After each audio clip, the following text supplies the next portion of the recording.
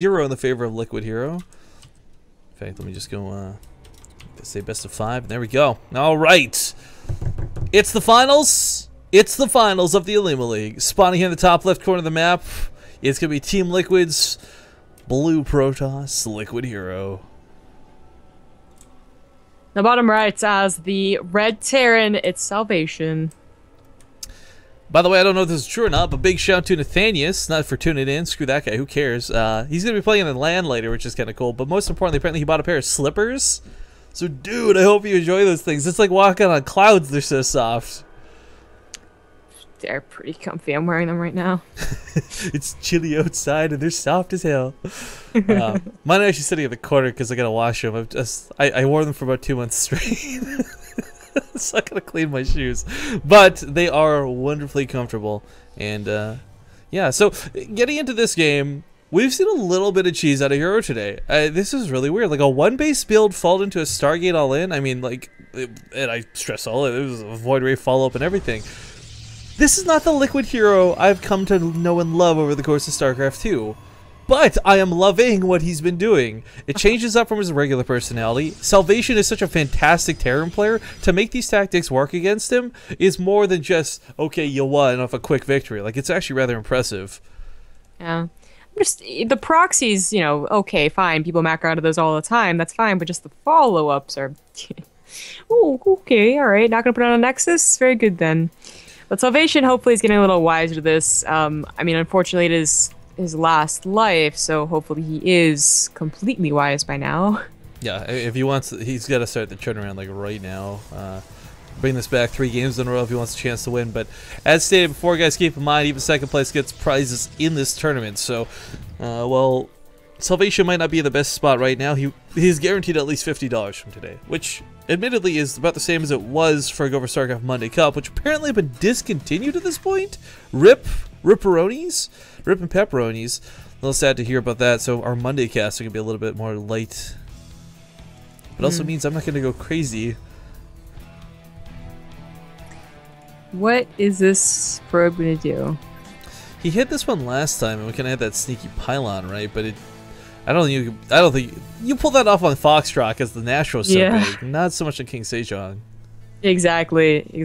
I'd be so surprised if you tried to sneak that in there. This is probably what I thought the last one on Foxtrot was going to do, which is wait for the Reaper to move out, but there's no Reaper. Hey, spoiler alert. And then kill the SCV building the command center. Doesn't happen. Marines are here. Bad luck. Salvation's own SCV did go over to HerO's base, but didn't get in. He was already so close to dying, he didn't see anything. Well, ship core on the way. I mean, there's already 3 Marines out. This is, or no, sorry, it's only 2. Pardon moi. But there will be 4 Marines out. That's why the ship core will die if not careful. So coming to poke at the SCV, specifically to kill the SCV building the command center and walk away is not a bad choice, but it's a bit risky. Always risky to do this. It's gonna be a 2-base Widow Mine drop. So, will HerO be expecting this? Will he scout it? That probe, because it was just hiding in the natural, did not go. Oh, the mothership core! It's trying to kite. It can't go down. It falls. This is looking bad for HerO. He's not gonna have an overcharge back at home. You know, it is lucky though. Please don't lose that socket too. That there is a Widow Mine coming up, and not say like 3 racks. Combat shield timing or something. Yeah, because then you absolutely need a photon overcharge. Obviously, a photon overcharge helps against a Widow Mine drop because there are going to be Marines dropping, and heck, maybe there could have been Hellions. HerO really doesn't know what is happening. Never got a scout, you know. But maybe this is the best scenario out of the worst scenario, which would be losing a militia core. Best case, worst case. Good idea, bad idea. I don't know, but I mean, there's going to be an observer out, so. We all know that with good control, even if you can't see the Widow Mine, if you got no detection for it, you can minimize the damage it deals. But you're right, like, had this been some sort of +1 timing, I mean, quite frankly, HerO would be just dead in the water, losing that mothership core for an SCV. I mean, that wasn't even cost effective at the end of the day. Yeah. And HerO's being a little ballsy. Yeah, not reproducing that immediately means that, you know, obviously you won't have it now for that little added bit of extra DPS, but that it's not building up energy for later when medevacs are going to be flying around. So He's kind of hoping that it isn't a bunch of Marines about to attack him. I think maybe the Marine count told him. His stalker did get, up in there for a while, but Marines are pushing out now instead of just dropping with the 6, or 4 accompanied with the Widow Mines. He's just going to push the front. This could be dangerous. This is a really good move by Salvation, not to just do the drop and that's it. These Marines will do damage. Yeah, if there wasn't 2 things happening at once, I think this would be a little bit easier to manage, but there's no overcharge, and that's what really makes this devastating. I mean, even just gateway units alone versus the Marines is going to be a little bit frustrating, but again, the emphasis goes on these Widow Mines. Now, there is an observer in the main. Looks like HerO kind of has an idea something's up, but that being said, knowing what's coming isn't the same as dealing with what's coming. These Widow Mine shots may go off on the Stalker, splash damage the observer if not careful. Okay, it doesn't get it.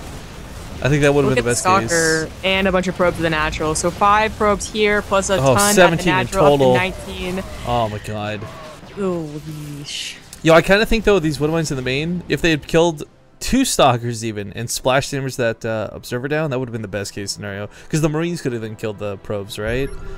But either way, not to criticize, that was a great attack out of Salvation. Yeah, really glad he took those Marines with him as opposed to keeping them at home.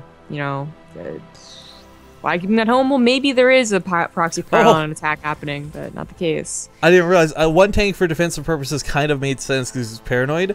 With the 2nd tank coming out, I think he's going to follow this up with that push on King Sejong. Yeah.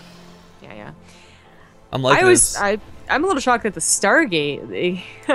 We saw a Double later Stargate versus what? a Xur. What do you even do with this?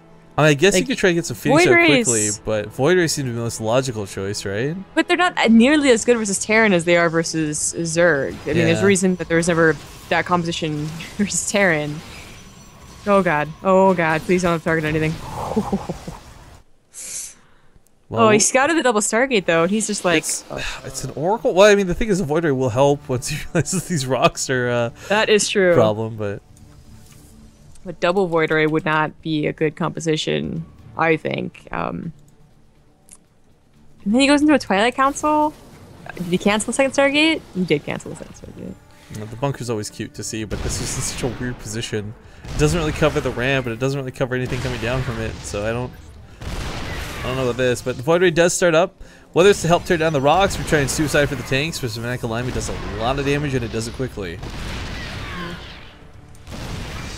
HerO's just gonna have a tough time breaking out of this. I mean, the Void Ray can break down the rocks safely, but going down a ramp to tank fire... Oh, there's no turret over here, actually. Not in the mineral lines, at least. This is going to have to be pulled over to the side. A couple of them going down here very quickly. Bit of a late response out of Salvation, actually. Yeah, really late. 6 SCVs should not have died. Nope. Bringing HerO back just a little bit. He's getting a ton of gas-heavy tech right now, though. Like, Immortal, Void Ray, the Stargate was canceled, so that's a little bit there. Twilight Council and the Templar Archives not going up to Colossus is also an interesting choice.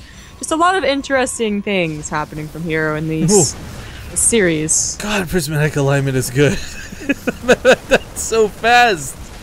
So did the tank. We lose the Void Ray for it, but I mean, 1 medevac plus a tank, that's worth it. That's worth it.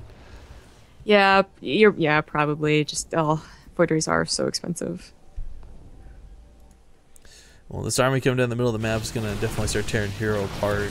HerO doesn't really have upgrades behind this problem. Like, I guess you could argue he's got charge of Warp Gate, but I mean, realistically, Salvation's coming with +1 upgrades. He's got a huge army right now. I mean, it's gonna be really difficult for HerO to defend. Plus, he's already burned an overcharge. He could have gotten that medevac. The overcharge was covering the Marines that are trying to take on the Void Ray. Funnily enough. Also covers the natural, but just drop into the main. Hopefully HerO realizes that's the next logical step for a Terran. Oh, this is going to get broken. The Immortal and the Void Ray are a little too much for that tank. And, yep, there we go on the main. Going to depower some of these pylons. Maybe stop that charge? No, it's just going to go for probe kills instead. Not a bad second choice, but HerO holds the natural while this goes on. Kind of impressive. Main base almost in trouble, but no blink, so we can't chase this. They're going for the charge High Templar. He's gonna have High Templars when he has enough gas. It's a feedback, but say Blink is more versatile. HerO's holding on, but I don't know if this is like this is like good holding on. Okay, you're gonna macro out of this, or just yeah, you're gonna lose. If you can buy time for storms, maybe, but that's a big if, right? It's so far away, and I mean, Salvation's already been showing he's been making Widow Mines. What do you do to stop Zealots and Widow Mines or storms? You make Widow Mines, right? But this is a great start to the fight. A lot of this bio is really low. Unfortunately, overcharge, just sniping off kills left and right. This Nexus has got quite a few kills on it. But it's not like Salvation's in trouble. He's taking a third. His production looks great. I mean, I think he's going to start turning the series around any moment now. Yeah. 3 more KOs on the way. Could just be for production, but HerO could just be saying, like, you know, well, I got to try and just all in right here. No way I'm going to get a third with how many medevacs he has now and how much army he can split up. I can't match that, especially without a Mothership Core. Stims in, the Void Ray gets picked off pretty much immediately. For Salvation's sake, I mean, this is... it doesn't even need to be cost effective at this point. HerO's just on the last couple of stalkers that do not have Blink, and that's going to be game. He didn't even warp any High Templars to use the Storm, and he had Cotton.